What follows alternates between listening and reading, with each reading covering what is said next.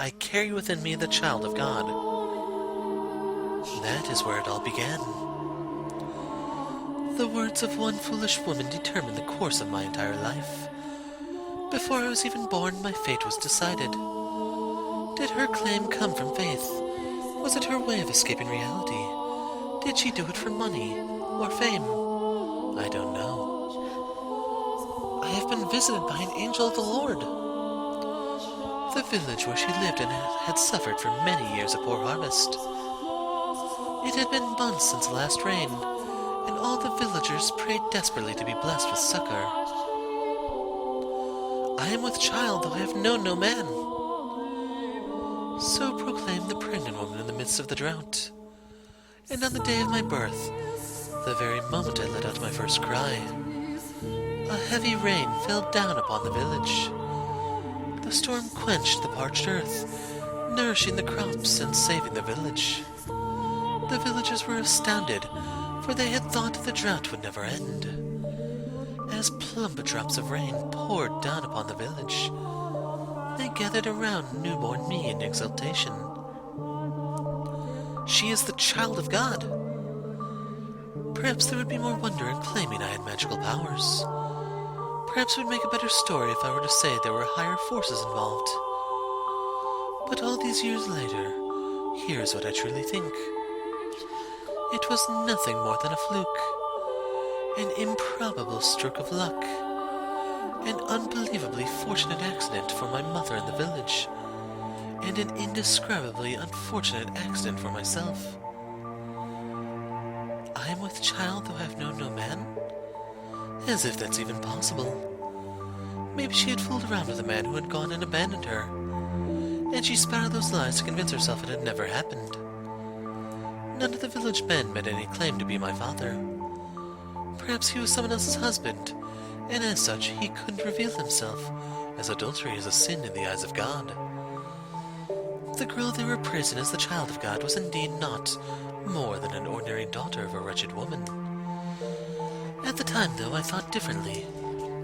I believed my mother's words, convinced I was a saint, and it gave me a sense of duty, of purpose, rather than superiority. As the daughter of God, I believed it was my responsibility to help anyone in need. So every day I prayed. I asked my father what I could do, what I was meant to do. Not everyone is equally good, however. There will always be someone who lends their ear to the devil's whispers. One man claimed I was the daughter of a charlatan. He shouted for all to hear, "If you really are the child of God, then perform a miracle for us." Could he have been any more unreasonable? Miracles are neither magic nor parlor tricks. They are realized through the power of faith. A lowly villager has no place demanding God prove his own divinity. It is the height of arrogance. But the man refused to heed my words, so having no other choice, I contemplated what I could do to show him I was indeed a saint. And blood was the spark of my inspiration. Michel, the time when I lived and the time when you lived were not so different. Our views and beliefs about the world are very much the same. So you should understand that in our time, blood was seen as unclean. It was a dreadful thing ridden with diseases, which is why we drained the blood from animals and purified the flesh before consuming it. But being a saint, my blood would have been different. Like the blood of the saints who came before me, mine would be blessed. I believed it would be able to cleanse people's impurities. For my demonstration, I chose an elderly woman inflicted with a terrible disease. She was on her deathbed, and no one thought she would live for longer than another day or two. The woman was overjoyed when I came to visit her. Sincerely believing me to be a holy servant of the Lord, she gathered all the strength she could muster to climb from her bed and kiss my feet. I felt an intensely deep love for this woman. Placing my hands upon her cheek, I said with all the kindness in my heart, "My beloved sister, partake of my blood." The woman agreed without a glimpse of hesitation, and so I pricked the tip of my finger with a knife and let the blood drip into her mouth. Within 3 3 days, her health had improved enough for her to get out of bed unassisted. Seeing that, no one in the village doubted my powers any longer. In fact, the man who had accused me of being the daughter of a charlatan was subsequently punished for his sins. He received much-deserved retribution for challenging the daughter of God, for mocking her. But of course, being a saint, I forgave the man. He in turn repented and changed his ways, worshipping me as the true child of God. Now I'll be honest with you, I was ecstatic, utterly elated. I felt like I was on top of the world, and I reveled in it. The villagers showered me with adulation. They revered me, the daughter of God. Anyone who didn't was punished. And on top of that, my blood could cause miracles. Tell me, do you look down on me for feeling the way I did?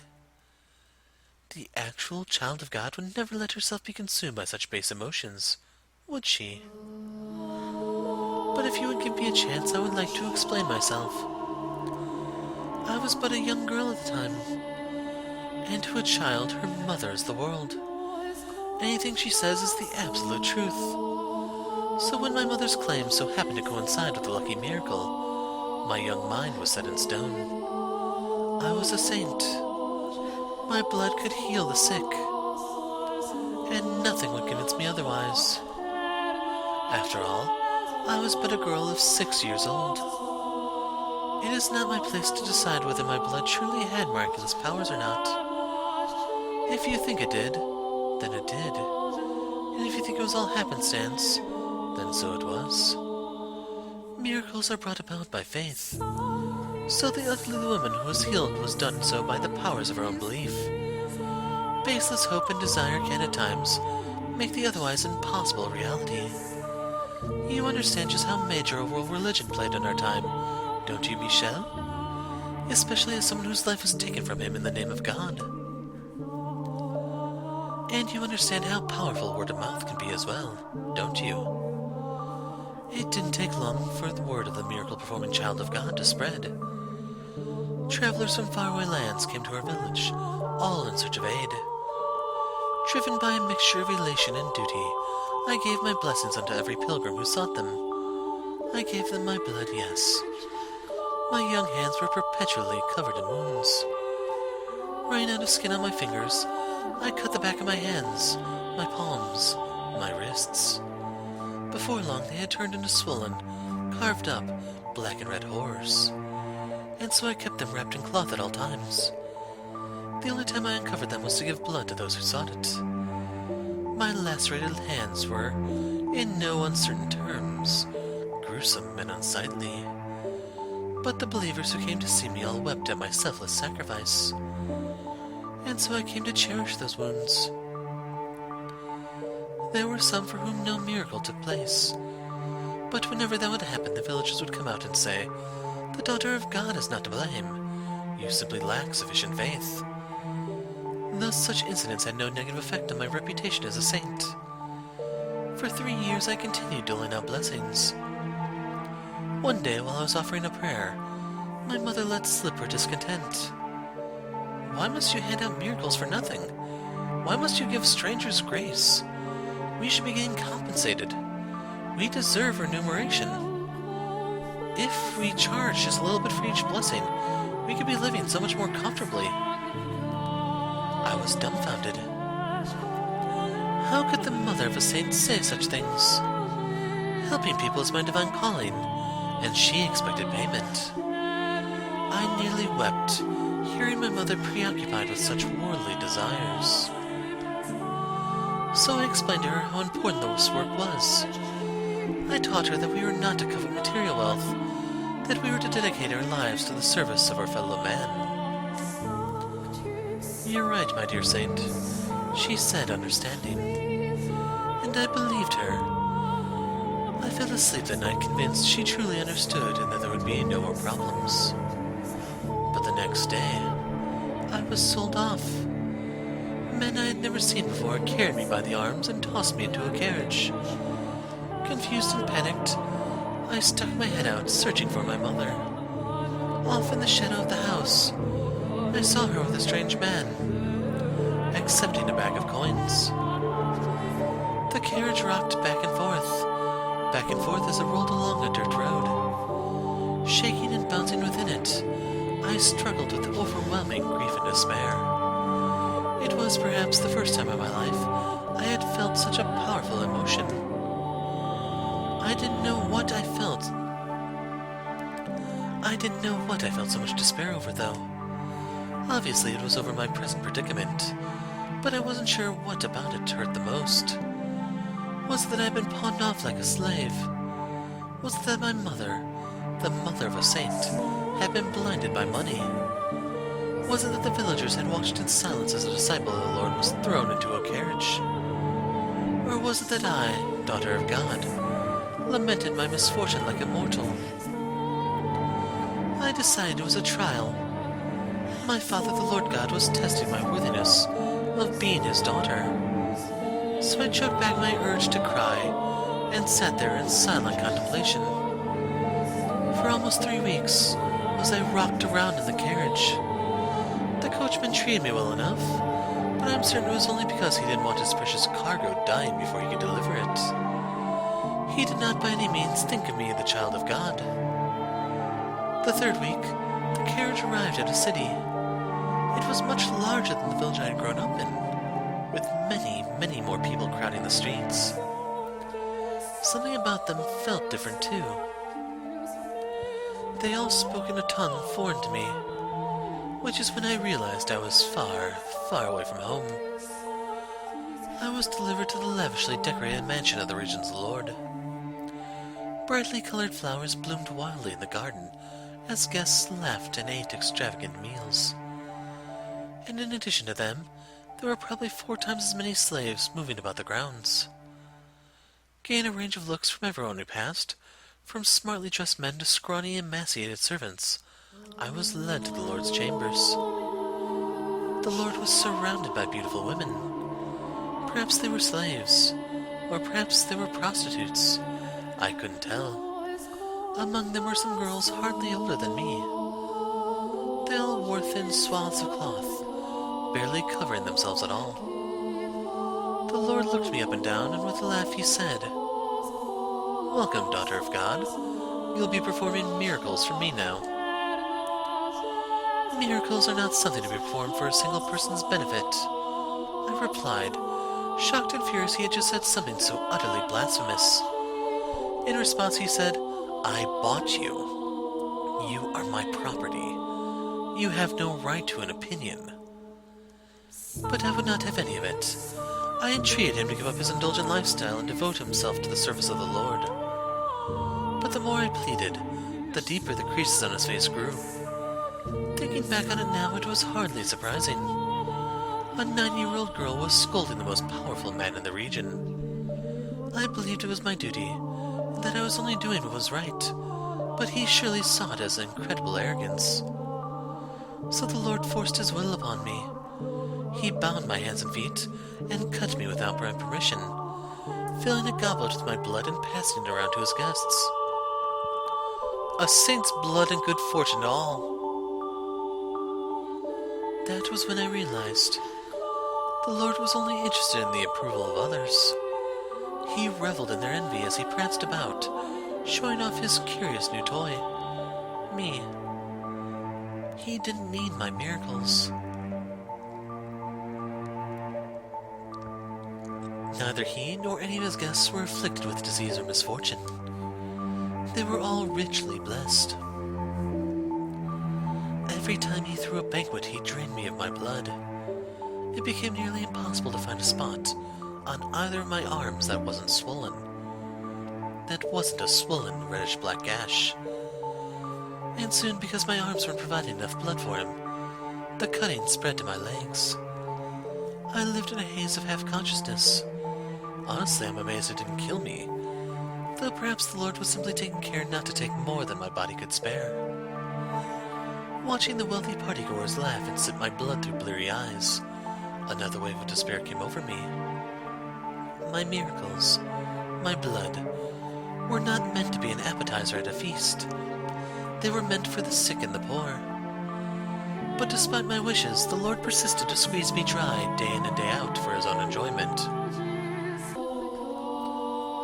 For a while, I was convinced it was all God's test, that it was part of his plan for me, his daughter, that if I could make it through this trial, I would be allowed to go back to helping people, that man would celebrate my success, envy me, worship me, that sinners would face punishment, that divine retribution would be delivered unto all who had wronged me, a saint. With each passing day, my spirit grew more twisted. Would anyone have believed that scarred and bloodied girl tied up on the floor in the banquet hall was a saint? Unlikely. This was no charitable gathering, but an unholy sabbat. Perhaps it was caused by my corrupted spirit. Perhaps it was my heart's way of crying for help. Or perhaps it was the devil giving me my witch's mark. But no matter what the cause, during one of the bloody banquets, I underwent a transformation. I was half-conscious as usual when one of the guests pointed at me and shouted something. His face went pale as if he were afraid, which I found quite curious. The Lord then approached me, grabbing me by my hair and lifting my head. He yelled something, but I was far too gone to make out what he was saying. Suddenly I found myself released from my bonds, but my body had grown so weak from being tied up for so long, I didn't have the strength to hold myself up, and so I collapsed to the floor. I was still trying to figure out what was happening when the Lord drew his sword, raising it high above his head. His words in that moment reached me with perfect clarity. "You're a damned witch wearing a saint's skin." A witch? Why was he calling me a witch? I was the holy daughter of God. I had certainly never made a pact with the devil. What could have given him that idea? What was in store for me now? Had God performed some kind of miracle for him? Dozens of thoughts and questions floated through my mind as death hung over me. I couldn't comprehend anything, and so I didn't feel any fear or anger at my impending death. I was simply curious. What had happened to me? But before I had a chance to find that answer, the Lord swung down his blade.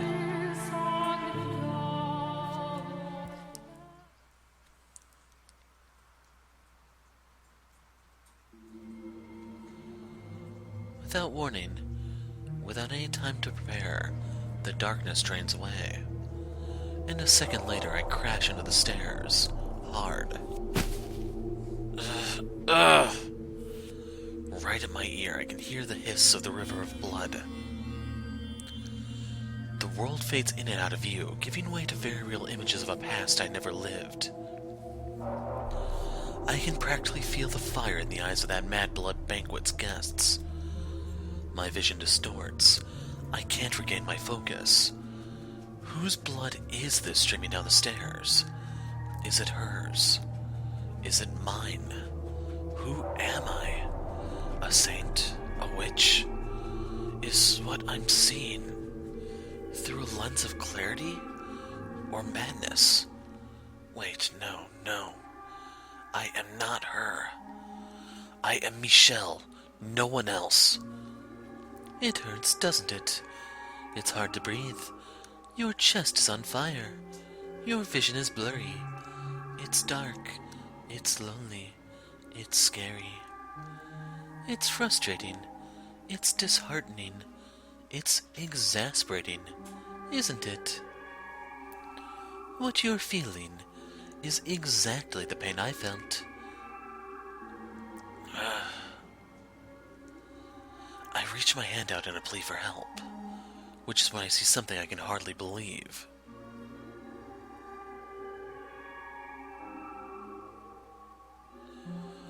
Both of my arms are covered in gashes, blood flowing from them without end. The raw flesh beneath my skin has been exposed to the open air. All I can bring myself to do is scream. That pain, her horrible past, is doing everything in its power to break me. That 9-year-old girl's sickening experiences, our twisting and constricting and crushing me.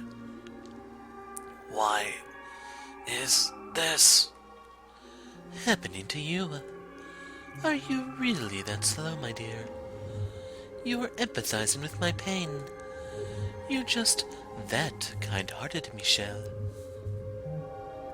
You said you wouldn't give up, didn't you? That you would make your way to me. Then surely this won't be enough to do you in. Of course it won't. Mustering up every last bit of strength I can, I begin crawling up the stairs. The red river beats against my open wounds, stinging painfully. The simple act of lifting an arm or leg is almost unbearably agonizing. The blood dripping from my lacerated arms mixes with the blood already soaking the tower. So this is the pain Morgana suffered. Do you despise everyone, Morgana? Did your resentment at your mother's betrayal, at the people who came seeking your blood, at the Lord who took your life, turn into a hatred for all mankind? Your perception of me is still incorrect, Michel. My grudge is only against a select few. Think about it, my dear. Of the thousands, millions, billions of people living on this planet, my world is comprised of but a minuscule fraction of that. Hatred for all mankind? No, what I feel is not nearly so nebulous. Although if I had died still believing I was a saint, maybe I wouldn't have such a well-defined mission. Are you saying the Lord didn't kill you? Oh my, did you think that actually was the end of my tale? Despite all your big talk, you're afraid of having to suffer through any more of that, aren't you? But you're the one who said you wouldn't give in. So go on. Know my pain. Without losing your mind.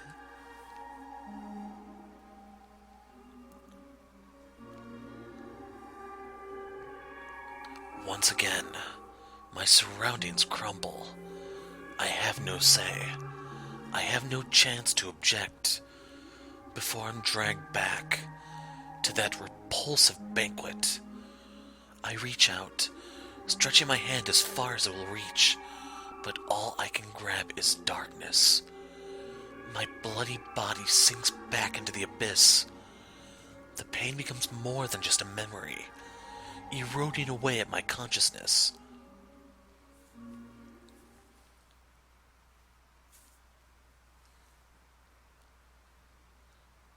You're a damned witch wearing a saint's skin.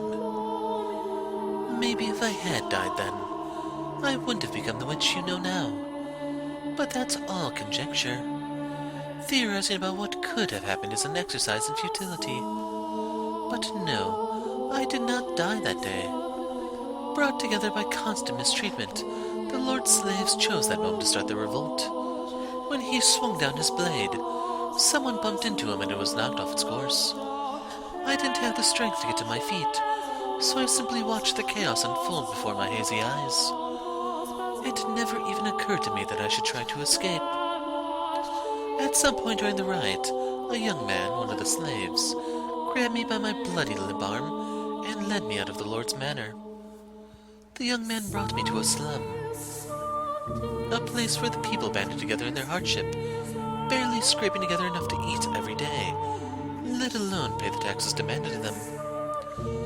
By the time we had arrived at a small brothel located a ways into the slum, the fog was starting to clear from my mind. I knew where we were, and feeling the gazes of those scantily clothed women, I trembled. In a sense, that was possibly the most frightened I had ever been in my life, despite everything else I had been through. The idea that I had fallen so far, I would have to become a prostitute scared me to death. After all, I was a saint, and saints were supposed to retain their purity. Spreading my legs for any man who gave me enough coins would shatter my very identity. As all that was going through my mind, I probably shouted no in protest, because the slave gave me an exasperated look and told me he hadn't brought me here to become a prostitute. He said he knew someone here, someone I could trust, and that she would give me a room. I had trouble believing him, though. I couldn't trust the word of a prostitute, someone who valued money more than their own body. It was all a trap, I was sure. One day they would tell me I had to work. Nothing he said would convince me otherwise. Apparently, sensing my mistrust, the slave gave me an apologetic frown and handed me a mirror, saying even if I did, you couldn't get any work looking like that. I could not believe what I saw. That couldn't be my face. It had to be an illusion. There was no way. That was not the face of a saint.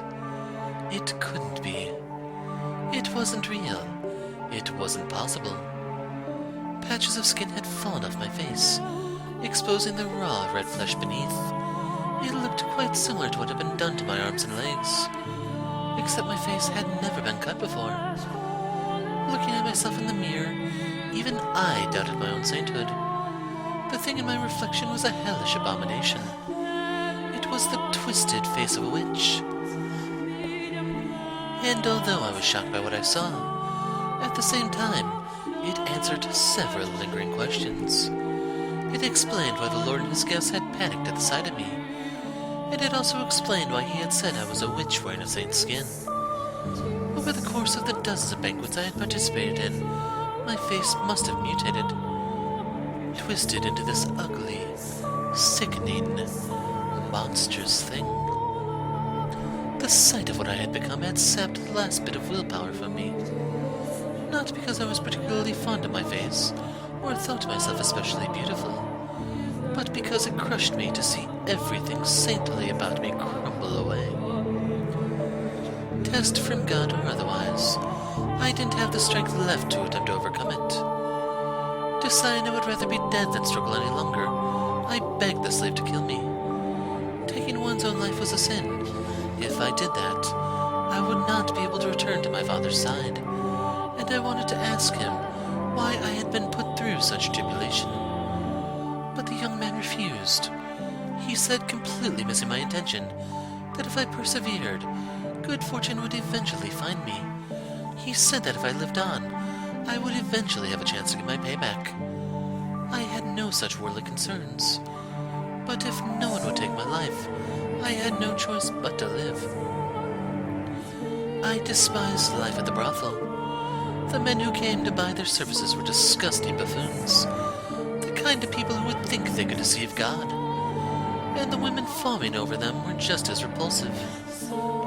That said, I had nowhere else to go, which meant I was forced to suffer that sickening place. But by the time a year or so had passed, my feelings about it had changed. The women of the brothel took good care of me, treating me like a sister. At first it was just irritating. I was a saint, and how could a saint have prostitutes for sisters? But over time I got to know them better, grew to appreciate their circumstances and hardships. Despite barely having enough money to keep food on the table, whenever they had a little to spare, they would use it to purchase medicine, ointments to apply to my arms, legs, and face. And as a result of their generosity, my arms and legs started looking almost human. But nothing had any effect on my face. Occasionally the slave would drop in to check on me. The other men thought me ghastly and wouldn't get anywhere near me, but he was different. And every time he visited, he would say, "One day I'll show you the world." And to tell you the truth, I was beginning to grow attached to it all. My time at the brothel was probably, all things considered, one of the brighter chapters of my life. There I was neither saint nor witch, but an ordinary human girl. For the first time, I felt like my life had meaning beyond my assumed divine purpose. I was even beginning to feel kind of happy. And with each passing day, my intractable worldview was gaining a little flexibility. Perhaps I could perform miracles, but that didn't necessarily mean I had to be the daughter of God or a saint. Maybe I was just a regular person who happened to possess some unusual abilities. Ridiculous, isn't it? Despite coming to accept my humanity, I refused to let go of my miraculous powers. They were the last thing protecting what I thought of as myself. But to me at the time, it felt like a very dramatic change of heart. 3 years after the revolt of the Lord's Manor, I had my 12th birthday, for which they threw me a little dinner party. The women all pitched in to bake me treats, and the young slave man was there too. I was happy. I thought that if life could continue on like this, I was fine with not going back to being a saint. But for some reason, happiness always seems to slip away as soon as you've got your hands around it. No one sincerely wants to lose it, so why must they? I certainly didn't mind not being miserable. Let me tell you what happened that night. On the night of my birthday celebration, bandits attacked the brothel. Now, bandits were hardly a rarity in that time, so everyone was always on the lookout, and we never went out at night. They wouldn't stop at robbing you either. They were armed with blades, and would frequently kill their targets if necessary. But cautious as we were helpless against a direct raid. The brothel fell into a panic, screams echoing into the night. The customers were carved up and left for dead. The women were bound and stowed away to be sold. My peaceful world shattered in an instant, and the next thing I knew, I was some slave trader's merchandise. I don't know what became of the prostitutes who cared for me, or the slave who brought me to them. I assumed the women were sold and the young man slaughtered. But regardless, I found myself being rocked around in the back of a carriage once more. The carriage was packed so tight, you could barely see the floor, and it smelled like death. Sweat, urine, feces, every foul odor imaginable compressed into a tiny space. There were both men and women there, and nearly all of them muttering or groaning or weeping. Everyone was young, ripe to be put to work. It didn't take me long to realize what fate awaited these people, and me. And when I did, I just sat there in silence. Then, for the first time, I cried. I was experiencing, I believe, a very human emotion. I was sad, hurt that I had been taken away from the place where I was happy. From the women at the brothel, and that young man. It crushed me. And no longer did I wonder why such a thing was happening to the holy daughter of God. Something about my tears must have seemed strange to him, because one man saw me and said, "Why are you crying?" He was a curious man. To start, he looked very different from anyone else. The color of his skin, the length of his nose, the shape of his eyes. Everything about him was new and unusual. Hesitantly, I replied, "I'm sad, because I didn't get the chance to show my gratitude to people very dear to me." The man fell silent, looking as though he was deep in thought. I had no idea why he had asked me that, but something about him made me feel uncomfortable, so I couldn't bring myself to ask. Several hours later, the man suddenly stood up. The guards had no patience for anyone stepping out of line, and they didn't look like they would hesitate to kill us either. So unsurprisingly, one at the back of the carriage drew his sword and pointed at the man. What was surprising, though, was what happened next. The man, his hands shackled like the rest of us, leapt for the guard, slamming his fists into his face and stealing his sword. The entire carriage was in shock. The guards were too stunned to effectively react, so they were quickly cut down. And because the one-man uprising had taken place between cities, there was no one the slave traders could ask for help before they were slaughtered. In the blink of an eye, it was all over. And there was nothing human about what I had witnessed. If I had to describe it, I would say it was as though a wild beast had attacked. The man ruffled through the slave trader's clothes until he found the keys, which he brought to me, ordering I unshackle him. And so I did as he commanded. Once they had enough time to process what had happened, the would-be slaves applauded. Their wretched souls had been saved. And for a moment, I believed it too. When the man's hands were free, he rolled his shoulders a couple times, made sure everything was in place. And then he began his massacre. Screams of agony filled the carriage as he ran his sword through the helpless men and women packed inside it. Blood and guts were splattered against every surface, and those who tried to escape did not get far before being mercilessly skewered. It was like a scene out of a nightmare. I was frozen in place, not out of fear, but because my mind had shut down. I couldn't make sense of what was happening, so my mind rejected it. And with my brain having given up, my body was no more than a lifeless puppet. In short order, all the slaves were dead, and I was sitting in a pool of blood staring at the man. He pointed his blade at me, and with a little smirk said, "Why didn't you run?" In turn I asked him, "Why did you kill them?" The smile vanished from his face, and after a few quiet moments of pondering, he replied, "Because I felt like it." "And why haven't you killed me?" and I asked. To which he gave a curt, "I don't know," then withdrew his blade and wandered off into the distance.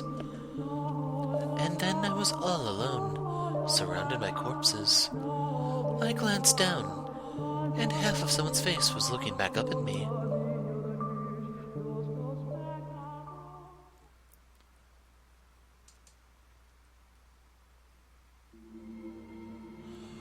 Wrapped in absolute darkness, warm blood spills onto my cheeks, my hair, my skin. Chunks of human flesh rain down on me. Make it stop! Pitter-patter, pitter-patter. There's no end to the deluge. The smell of death fills the air. I'm struck with a wave of nausea so strong, I can't hold back the contents of my stomach. But when my mouth opens to vomit, blood pours into it.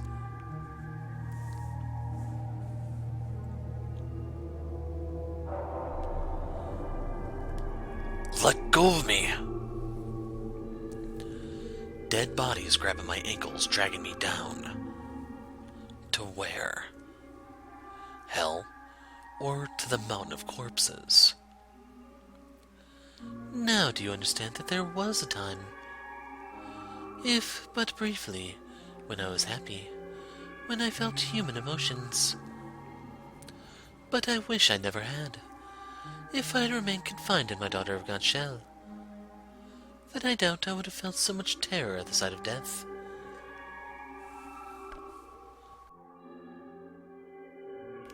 I can't say anything in response. I can't form words.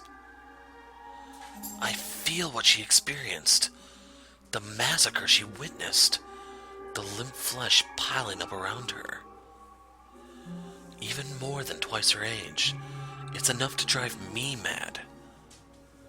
The fact that a 12-year-old girl had to experience something so unspeakable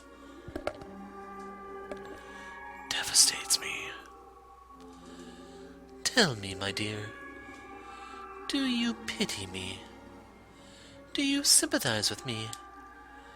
If you feel bad for me, then you'll remain with me.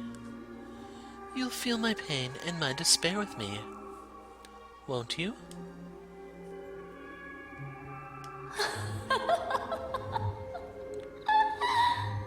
The witch's cackle echoes through the pile of bodies. There's not a speck of light, and hideous death lingers everywhere. Helpless to resist, I'm dragged down into a deep, dark ocean, an ocean of blood.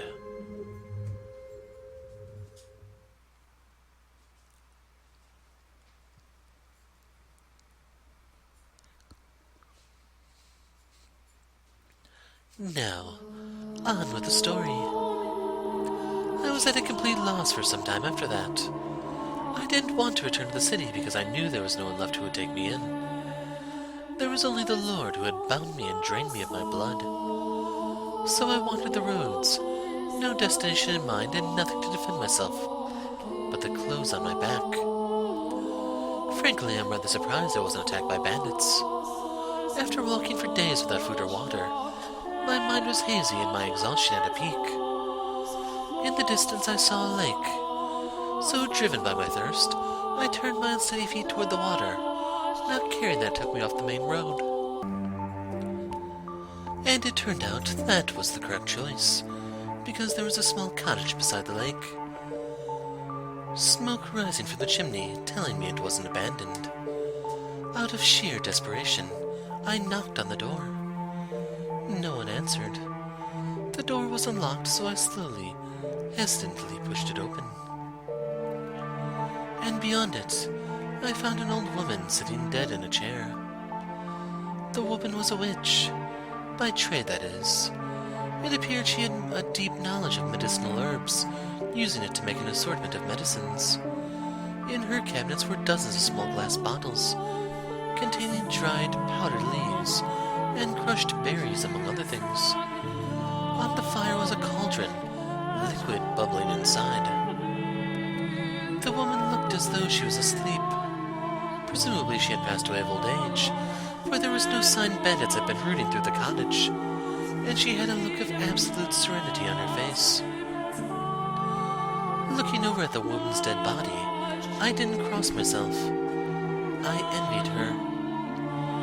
Dragging the woman's body by her feet, I dumped her into the lake. Do you think doing so makes me a bad person? Makes me unsaintly? Well, I didn't have anywhere else to go, and the owner of the cozy cottage was no longer of this world. There was no reason I couldn't fill the home in her stead, was there? I deserved to have somewhere where I felt comfortable, after everything I'd been through, didn't I? And so I took up residence in the old witch's cottage, and remained there until my 16th year. By 16, a terrible cynicism had taken root in my heart. I had no trust for people. I shut them out, building high walls around myself. After such a tumultuous, bloody childhood, it was all I could do to protect myself, to keep my young spirit from cracking. Nevertheless, travelers would on occasion pay the old witch's cottage a visit, seeking her medicines. Whenever someone arrived, I would cautiously crack the door open, telling them they could trade for whatever they wanted with food and never showing my face. One day a young man showed up at the cottage. My sister has fallen very ill and she desperately needs medicine. He was very soft-spoken. There was a distinct kindness in his voice, which I thought unusual. Curious. What kind of person could he be? What did he look like? What expressions did he make as he spoke? To satisfy that curiosity, I snuck a peek at him through the crack in the door. He was a handsome young man with flowing flaxen hair, and upon seeing me, he didn't flinch back in disgust. He smiled. According to him, his younger sister had fallen gravely ill, and though they had tried a number of remedies, she was still bedridden. The medicines I gave him, too, had no effect, but he persisted in his quest, visiting me again and again for new combinations to try. He wanted nothing more than to relieve even the slightest bit of his sister's suffering. And moved by his dedication to his family, I, too, wanted to do anything I could to help. For the first time in years, my world encompassed more than my small cottage. When the young man came, he would ask not only for medicine, but to go on walks with me. He volunteered to spend time with me, despite my horrifying appearance. It's not healthy to stay holed up inside all the time. You've got this beautiful lake right here. What do you say we take a little walk around the shoreline? He said with a smile, taking me by the hand. We spoke as we circled the lakeside. His voice was always soft and pleasant, like a ray of light shining through a crack in the walls. When I was with him, I felt like I could be an actual person, an ordinary girl. He talked about his sister more than anything, and whenever he did, he was at his brightest and most melancholy. The young man had been a member of a noble house, but disputes over who was the rightful heir had forced him and his sister out. Shortly after that, his sister had fallen ill and was now bedridden. I'll take anything at this point to make her feel better. I'll even take a miracle if I can get one. That word, muttered beneath his breath, sparked my memory. I was a saint. My blood had healing properties. I had no reason to hesitate. Someone needed my help, and who deserved it more than this kind-hearted young man's sister? So I decided to tell him what I really was. That my blood had miraculous powers. That it had saved people. That the moment I had been born, the drought plaguing my village had come to an end. That I had been known as a saint, the daughter of God. I told him everything, and he believed it all. He led me to his house, where a pale, sickly young girl lay in bed. She was a sweet little girl with the same flaxen hair as her brother, who looked like she would have been quite spirited if not for her ailment.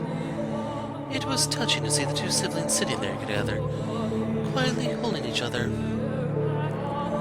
I would gladly give my blood for the two of them. And so I made a new cut on my arm, which had healed considerably thanks to the slave and the women of the brothel, and let the girl drink of my blood. Neither of them had any doubts about my sainthood, and because they believed, a miracle occurred. The flaxen-haired girl recovered enough to get out for bed. I was extremely proud of myself. I felt like, for once, I had actually saved someone's life. The only issue was, she didn't make a complete recovery. For a few days after drinking my blood, she was in good health, but her condition quickly regressed. I was deeply perplexed by this. A miracle had undoubtedly taken place, but it was only temporary. Now, though, I believe I can explain what happened. Her recovery was nothing more than a placebo effect, caused by her faith. But that's something I couldn't have known at the time. We were all three perplexed, and we were all three disheartened. Nevertheless, I was prepared to give her my blood as many times as needed.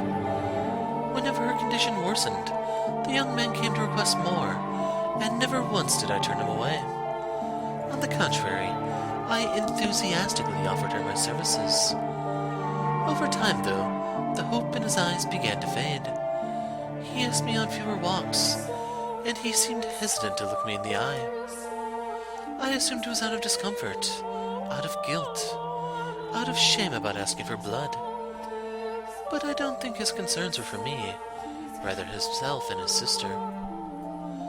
As I mentioned earlier, blood was considered unclean in our time. And not only was I giving mine away, I was having his sister imbibe it. Looking at it that way, it would hardly be a surprise for him, or anyone else, to think what I was doing was depraved. As time passed, the flaxen-haired young man seemed to grow more and more disturbed by me. That was what I got for opening up. That was what I got for letting his kind, warm light shine in on me. The moment things went bad, he pulled away. There were times when I thought I shouldn't have done anything in the first place, but regardless, I held fast to my original decision. I would put myself on the line for them. No one else, just them. Even if he was afraid of me, or had no interest in seeing me, I would continue offering her my blood. And I was firm in my resolve. One day, though, I received a new visitor. The young man was still the only one I would show my face to, the only guest I had let into my walls. So, as usual, I took the man's request from behind the cottage door. But I could hardly believe my ears when he began speaking. "Are you the witch with the miracle blood?" First, how did he know my blood had powers? Second, why had he called me a witch and not a saint? Third, why did he sound like the man who had slaughtered the slave carriage? I told the man he had to leave, that I would not be opening the door for any reason. In response, you said, "I am in need of your blood. Could you not spare a little?" My blood was for the sick and needy. I would never spare a drop for a murderer like him. And I told the man exactly that, demanding he leave. All I could think about was the pile of bodies, the fountain of blood. The man drenched in crimson, wearing a ghastly smirk. I trembled behind the door, fearing that he may go on such another rampage. But instead, he gave a simple, "As you say," and went on his way. I let out a deep sigh of relief, which is when I realized tears were rolling down both of my cheeks, like an ordinary girl. 3 days later, the flaxen-haired boy showed up at my cottage. "I'm sorry for being so distant lately. I want to talk things over." Those 2 sentences were like a light shining from above. I wanted to talk to him too. I wanted to take a walk around the lake and listen to him talk about nothing. I wanted to experience the warmth of his world once more. And I wanted to tell him about the terrible man who had been there a few days earlier. About how scared I had been. I wanted him to tell me it would be all right. I want to talk to... I think that's her. "I want to talk to you too," I said, opening the door without a second thought. The light of the sun was so bright, all I could make out was his silhouette. I couldn't see the look on his face, or the look in his eyes. A gentle breeze blew past, and my mind froze. How could this be happening? What did it mean? Why? How? What was that man doing, standing behind him? Why was he carrying a sword? Why was he coming into my house? And why did he swing it down, severing my arm? I was in a daze. I couldn't make sense of anything. I didn't want to. My left arm fell to the floor before I even knew what was happening, and then my legs gave out. The pain, searing and unbearable, came a few moments later, and as I was lying in an ever-expanding pool of my own blood, I did something then that I hadn't done before, that I had resisted doing no matter how much blood the Lord had stolen from me. I screamed. It was a hideous, visceral noise, a sound I had never thought a saint could make. The same ear-splitting howl the slaves had made as the man had butchered them. I writhed, I wailed, I wept. I crawled across the floor through my own blood.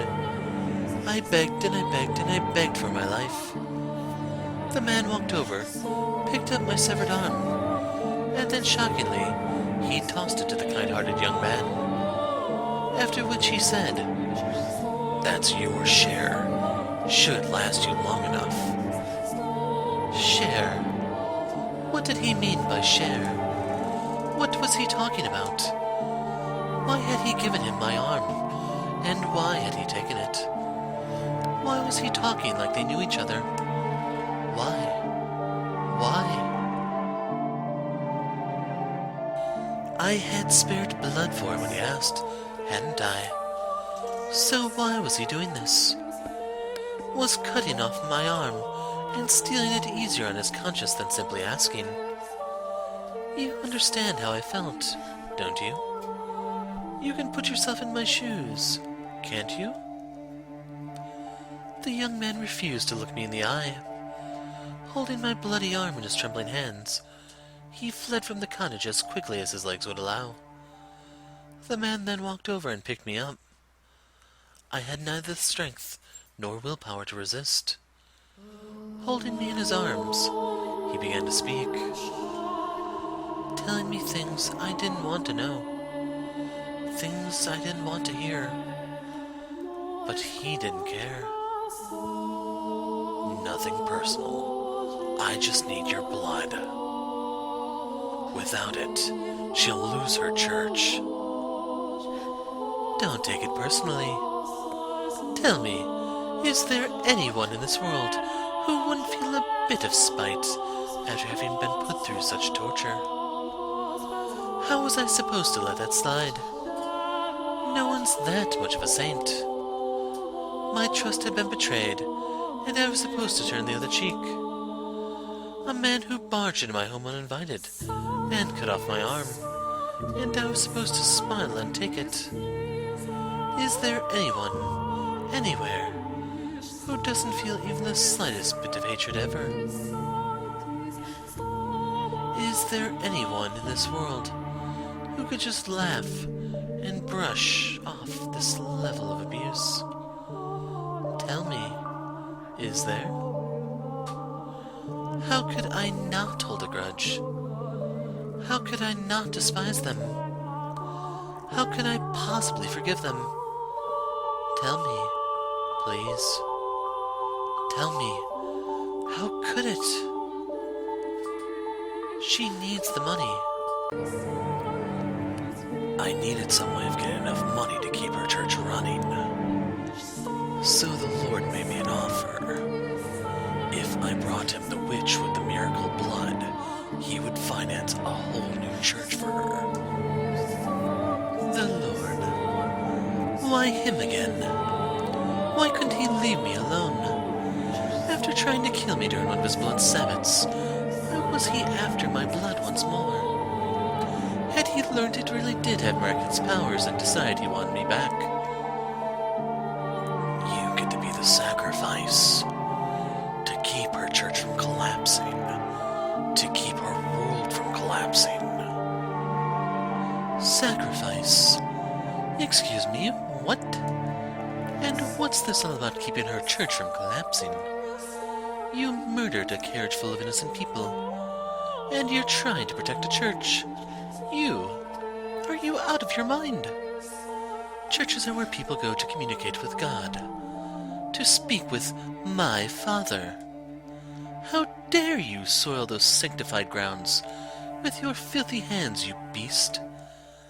It's insulting, sacrilegious, repulsive. Just what do you think we are? So don't take it personally, witch.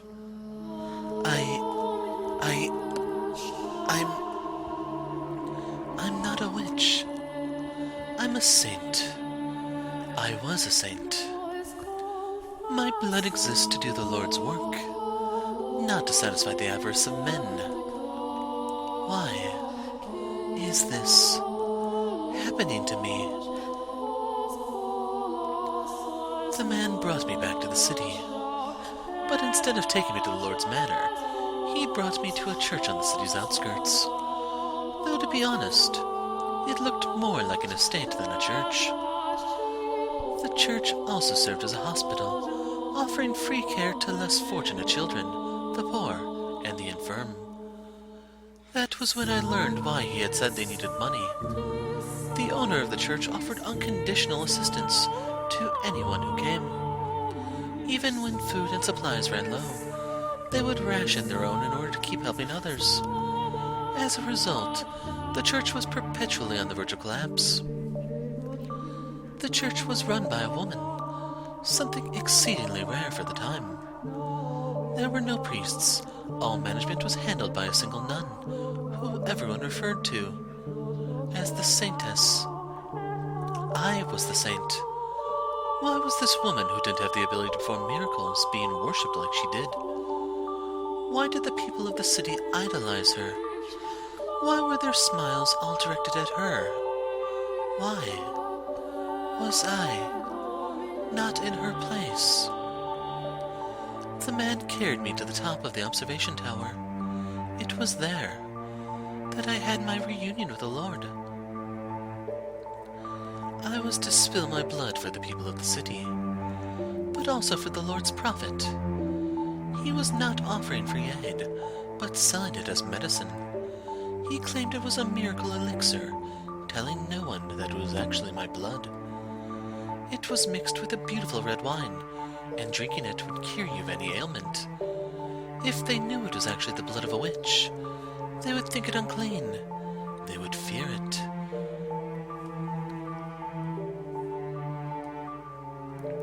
I remained imprisoned for a long time. In the beginning, the swordsman guarded me, though before long the flaxen-haired young man showed up as well. Presumably one severed arm wasn't enough to keep his sister healthy for long. In listening to their conversations, I learned that to ensure no one else could get in, the observation tower was sealed with 3 locks. The Lord, the swordsman, and the young man each held one of the keys. I was their secret, locked away in the tower for them to drain of blood away from wandering eyes. Time went on, and I grew progressively weaker. I lost the will to eat, and the will to live. My only view from the tower was the clouds through a window high up on the wall. Occasionally a pigeon would fly in, sometimes a butterfly, and I would glare in envy as it fluttered around, free to come and go as it pleased. And soon it was spring. Every spring the church held a festival to pray for the coming year's harvest and the people's well-being. I could hear the bustle from far below, through the window as everyone rushed to prepare. I heard the flaxen-haired girl's voice, who had regained her health drinking my blood. I heard her brother's voice, who had betrayed me. I heard the nun's voice, who played saint in my stead. I heard the barbaric swordsman's voice, who had chopped off my arm. And I heard the Lord's voice, the root of all my suffering. I heard people praising the saintess, though I, the true saint, was locked in the tower. I heard people thanking the Lord for his generous donations and miracle medicine, though it had all come from me. Propped up on my suffering, they cheered and clinked glasses of my bloody wine. Those merry, peaceful, cheerful, spirited sinners' voices resounded in my tower, and at noon on the day of the festival, the church bell tolled. 1, 2, 3, 4, 5, 6, 7, 8, 9, 10, 11, and with the 12th chime, I died. As the bell's last pealing faded into silence, the tower door swung open. Standing on the other side of it were the 3 men. They must have wanted to drain a little more from me to use in the feast, but they arrived at the worst possible moment. The flaxen-haired young man was the first to express his consternation. Why? I never wanted her to die. Was she not eating? The Lord gave my corpse a casual glance and said stone-faced, "Seal the tower off. Understood? No one finds out about this." How can you be so calm? Do you understand what you've done? Pinning the blame on me? How nice must be to be able to distort reality with panic. The swordsman, who had been silently observing the Lord and the boy conversing, interjected. "You're just as guilty as any of us." Not only did they not mourn my death, they argued over whose fault it was. There was no regret, no remorse. The young man muttered absent-mindedly, I never wanted her to die." What did his intentions matter, though? It was his betrayal that had ultimately tethered me to this mansion. But the fact that they didn't grieve my death, and instead squabbled amongst themselves like filthy rats, was the final straw. How could I not despise them? I don't believe I actually had the power to perform miracles when I was alive. It was all faith, the illusion of belief. I was neither a saint nor a witch. The blood wine was only effective because people placed their faith in the other saintess. I was only ever human. But then, in that moment, an actual miracle occurred. My father bestowed upon me his power, Or perhaps it was the devil who lent me his strength. I was looking down upon my own dead body, my own wretched self. There was nothing beautiful about the pile of bones I'd become. I could almost smell the rotting flesh. That was once a saint? I laughed at the thought. It was absurd, ridiculous, and infuriating. They would pay. Those who had cast me into this hell, who had mocked me, who had done this to me, who had made a witch out of me. Hatred coursed through me. Revulsion at everyone on these grounds still smiling. They would know just whose dead shoulders their little party was resting upon. If they wanted so badly to call me a witch, then a witch I would be. I would kill them. Every last one of them. Place a curse upon their souls. And so I made my wish. Most people might consider it a curse, but to me, it was most certainly a wish. And my father, or maybe the devil, granted that wish. From the garden, there rose a scream. The flaxen-haired young man knew that voice better than anyone. He went deathly pale, darting down the spiral staircase until he reached a window. A young girl was on her knees, vomiting blood in the grass. The young man let out a yelp as he descended the remainder of the staircase. As soon as he reached the garden, he lifted the girl in his arms, but she had already perished. Realizing this, he cried to the heavens, saying the one thing he should have kept to himself. The witch killed her. The blood of the witch killed my sister. That wine you're drinking is no medicine. It's the blood of the witch. You're all drinking witch blood. Crushed by the loss of his only family, the young man picked up a silver fork and plunged it into his own throat, ending his life. Naturally, there was an uproar. Goblets of wine crashed against the earth in rapid succession, as the people holding them fell to the ground and vomited or convulsed. The nun was the first target of their outrage. What she had claimed to be medicine had turned out to be blood, an unclean substance. The blood of a witch, no less. A servant of the church, a servant of the Lord, had given her followers blood to drink. And at this, their indignation surged uncontrollably. The people surrounded her, tying her up and throwing her to the ground. As they prepared to inflict righteous judgment upon her, the swordsman soared down the stairs into the garden, plunging his blade into anyone standing near the nun. The cries of agony ringing through the church grounds were ear-splitting. It was no longer a place of God, but hell on earth. Hell built up by the hands of men. Hell painted red with the blood of their brothers. The people armed themselves with anything they could find and went after the man. As much of a beast as he may have been, he stood little chance against such numbers. It is the fate of a beast to be exterminated by those he terrorizes. And once he was gone, the nun had no one left to protect her. She was too consumed by their frenzy. All that remained was an inextinguishable inferno. Hysteria and despair. Madness and outrage.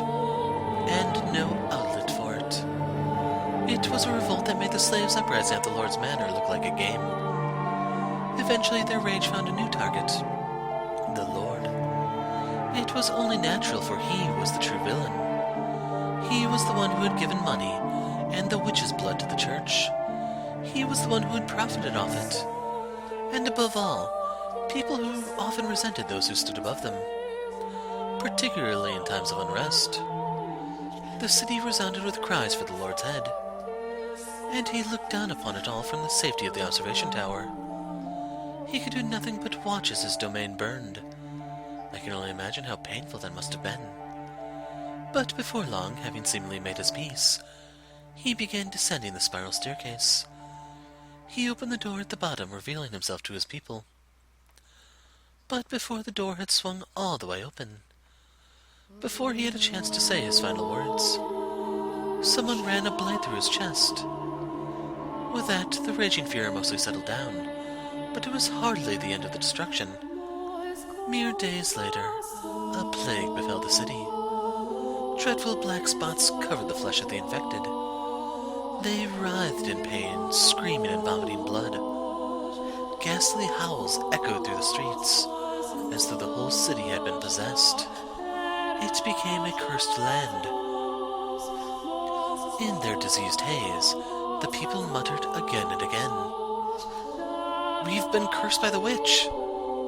In less than a week, the entire city was dead. My body was left abandoned at the top of the observation tower. And as if to seal the curse away in their final days, the people shuttered all the windows, wrapping the house in darkness. It's possible.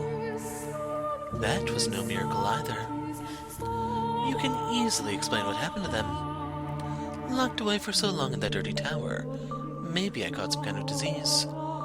And then when the people drank my blood, they too were infected. Hardly anything out of the ordinary about that.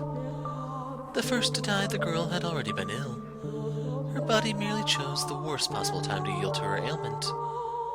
That was all that had happened. Indeed, it was nothing more than a fluke. An improbable stroke of luck. An unbelievably unfortunate accident for the city and those three men. And an indescribably fortunate accident for myself. But I wish to believe it was a miracle. That even if my blood didn't have healing properties, and even if I wasn't a saint, my wish, my curse, was what caused that uprising. That was my miracle. Granted to me by God, or the devil. I chose to believe that. And that miracle took on its true form thereafter. My curse had brought death upon the three men, but for whatever reason, my rancor was far from sated. They had died. So what? Death is but a transient agony. It's nothing compared to what I went through. So I made my next wish. I wished for their reconstruction. I wished eternal suffering upon their souls. I wished to trap them in a never-ending cycle of pain and hatred. That was my wish for the flaxen. This was my wish for the flaxen-haired young man. He treasured his dear sister and he desired a quiet life. So I wished for him to have just that. And I wished for his dearly beloved sister to love him more than anything in the world. For his world to be destroyed by love gone too far. This was my wish for the beast-like man. He was conscious of his tendency for violence, and he yearned to be more human. So I had his inner beast toned up just a little. I saw to it that he would never be human, so he would never have the peace he so desired. My wish for the Lord was more straightforward. He seemed to have great affection for wealth and authority, so I ensured those were the only things you could ever have. Who needs love or friendship when you could be drowning in power? Once he had lost everything, his solitude would be his only companion. Wishes can come true, as long as you always hold fast. Never stop wishing. Never surrender. They can come true. Eternal suffering on all their souls. An endless cycle of reconstruction and unavoidable tragedy. Tell me, my dear, do you sympathize with me? Will you curse them with me? Will you take my hand and revile them with me?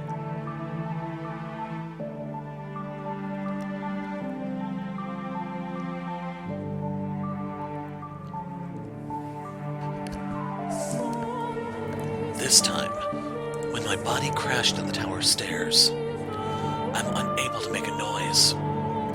The obstruction is less mental and more physical. The excruciating pain. It's so intense I can't even eke out a scream. My vision is distorted. My mind thick with fog.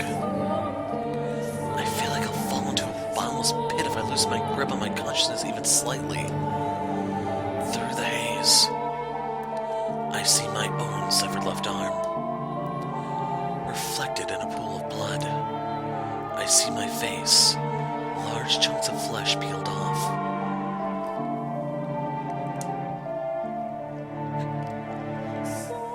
Look at you, trying to crawl up those stairs like a worm. How pathetic. It's like I'm looking at my old self. I can barely form a coherent thought. I can't lament her inhuman fate, can't mourn for her, or be shocked by the revelation about the 3 men and her history with them. Pain. It fills every corner of my mind, every nook and cranny of my body. You've figured it out by now, haven't you, my dear? You'll never make it to me. It's not possible. But it's not your fault. It's not because you're weak. There's simply no one who can bear this pain. You're allowed to give up, to rest. There's nothing wrong with that. The pain, the crushing weight, it's miserable, isn't it? But all you have to do is turn back, and it will all go away. Ugh! The witch whispers her sweet temptations. You've put in a fine effort. There's no shame at all in throwing in the towel. Her voice is soft, gentle, pleasant, saccharine. Concede defeat. If I do, it'll all go away. The searing pain spreading from the stump of my left arm. The sensation of being perpetually drained of my blood.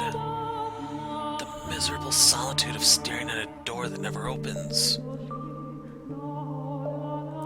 The laughter I can hear through the window.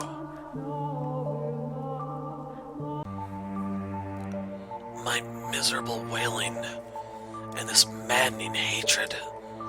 I can end it all. That's right. It will all be over. You have the power to make it stop. Make it all stop.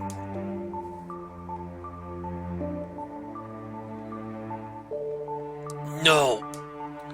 I can't let that happen.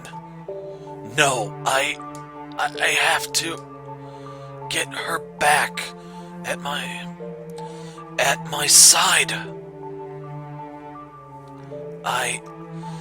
I'll do anything to take her back, even if it means I end up 1,000 tiny scraps of meat. I will not give up on her for any reason. You won't, will you? Oh, such beautiful resolve. Willing to sacrifice yourself to save the girl. Like a hero of legend.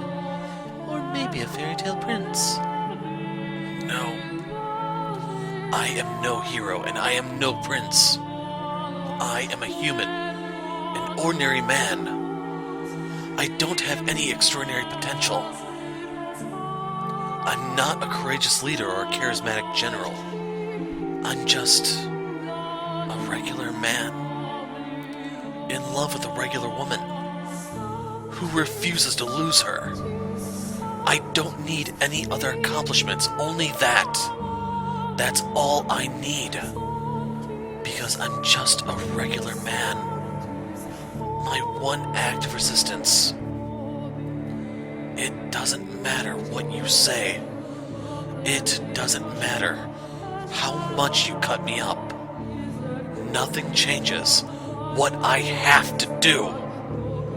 I have to take her back and set her free of this mansion. Nothing else. And never will I back down on that. Arms or no, as long as I can move, I must push forward. I must make my way to the woman who waited for me for so long. Up. To the top of the tower. Forward. Ever forward. Ever onward.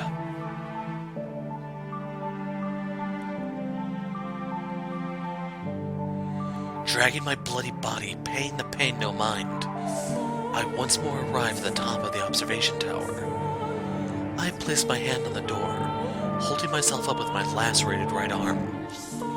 Take a moment to catch my breath, then lift my head, gaze into the void, and shout her name.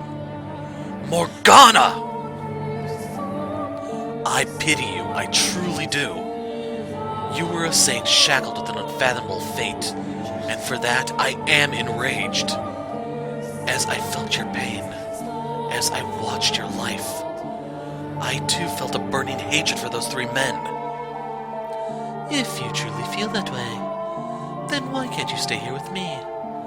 We're all dead anyway. We've reached our ends. Do you honestly think there's anything more for us? There isn't. The end is the end. So what do you say the 3 of us, me, you, and Giselle, torture the 3 of them and everyone they cared about? Make them suffer here for all eternity, in this house. And that way, you and Giselle can be together forever too. That's not an option. Why not? Because hatred only brings you pain. Huh. Oh, that's brilliant. You spouting stupid platitudes at me. I can't believe my ears. Save your nonsense moralizing about how hatred does you no good. I won't hear it. I'm doing just fine for myself, my dear. In fact, I've never been better. I feel wonderful. Did you think that would be enough to persuade me? Really? How disappointing. And here I thought you understood me. Morgana. Why don't you say what you really think? Go right on ahead. Hate them as much as you want. But keep me and Giselle out of it. Why didn't you just say that? I do feel bad, truthfully. For all the time we spent together, never once did I ask about your life. I was so focused on myself.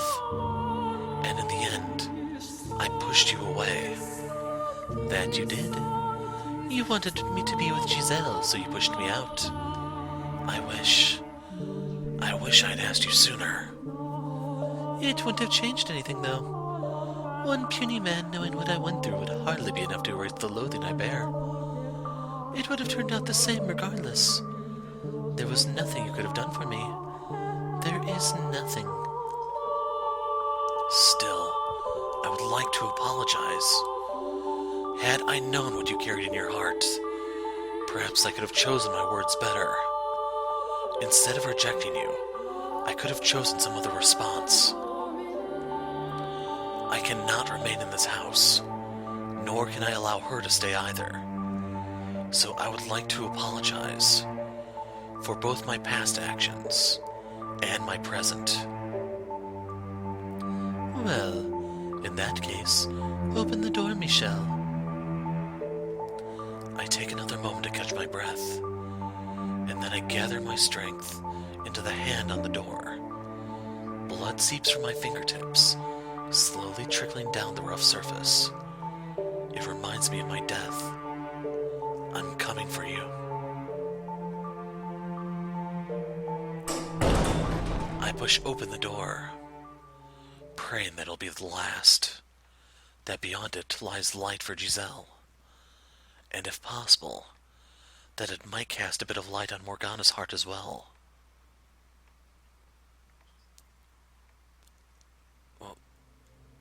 However, why am I in my bedroom?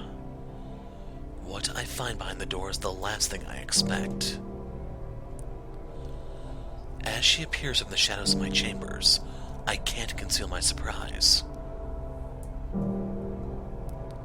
Giselle? Is this another illusion, Morgana? No, it's not. I am the real me. Thank you for coming all the way here for me. She's thanking me. So why isn't she smiling? That was very kind and courageous of you, Michel. I'm deeply moved. You would have such compassion not only for her, but for someone like me. But do you know what else you are? You're a worm. What is it this time, Morgana? What do you say we pull back the curtain, my dear? What curtain? There's one detail that hasn't yet come to light. This isn't your first return to the mansion, is it? You've been back numerous times, each time not remembering her, and each time hurting her even more. What are you talking about? What am I talking about? Oh, you know good and well, my dear. Or do you honestly believe that all the other pieces were in their rightful places, and you alone were some exception? I never... Tell me, how was it, living in so many different eras, not knowing who you were, and playing with all the different men? No, you're out of your mind. You make it sound like I was... Not like, my dear. You are the white-haired girl. Enough! How could anyone possibly confuse me with her? To tell you the truth, I couldn't see you as anyone else. Your white hair, red eyes, porcelain skin, and your name. Tell me, what about you isn't the same? We're not the same person. I saw the letter. Oh, the one you had hidden. No. And you didn't think that was worth mentioning? No, Giselle, I didn't mean... You're exactly right, my dear Giselle. He deceived you. He kept a very important secret from you. Despite showing up before you multiple times, he cast you aside again and again. No, that wasn't me, it wasn't... It all makes sense now. Nothing you ever did was for me. Giselle, Go on, Giselle. Tell him exactly how you feel. Michel? Don't. Please don't. Don't say it. Not that, please. I'm begging you. Stop. Please don't, Giselle. Not actually. Please. Don't say it! A man at all, are you?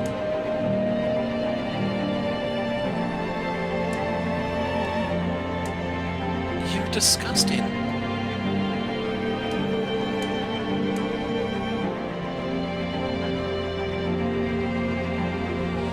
You're the only one who could have been, my dear.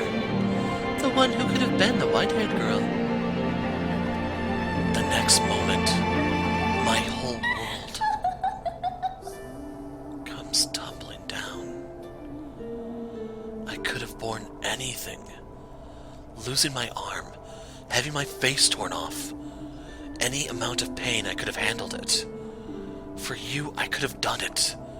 But this, hearing those words, coming from your mouth, being rejected by you, that I cannot. Those words, they bury me alive. And you're the one person I never wanted to hear them from.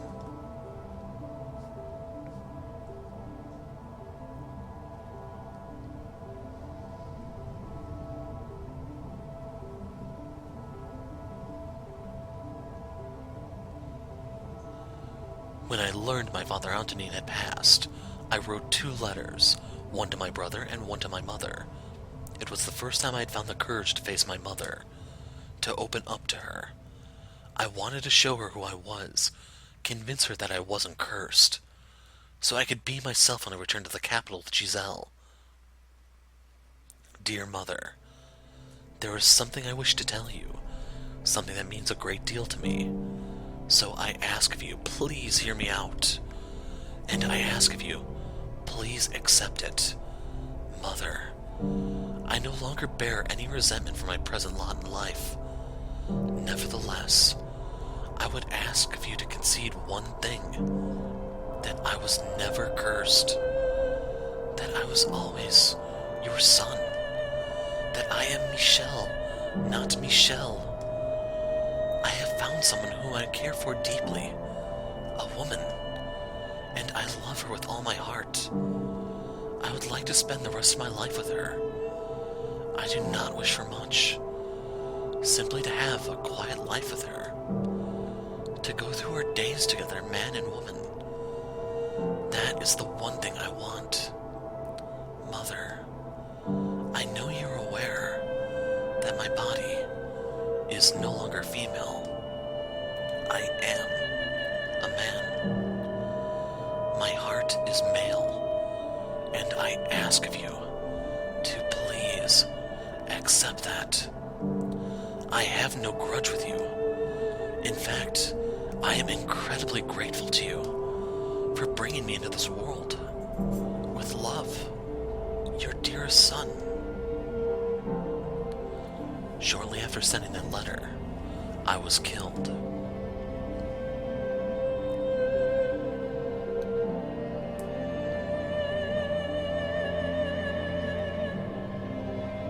I'm dragged down, against my will, into the darkness.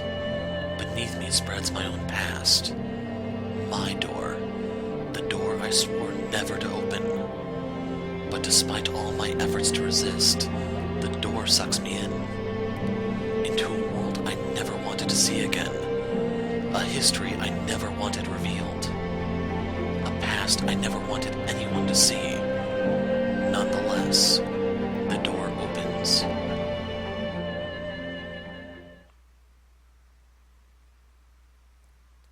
The seventh door. 1086.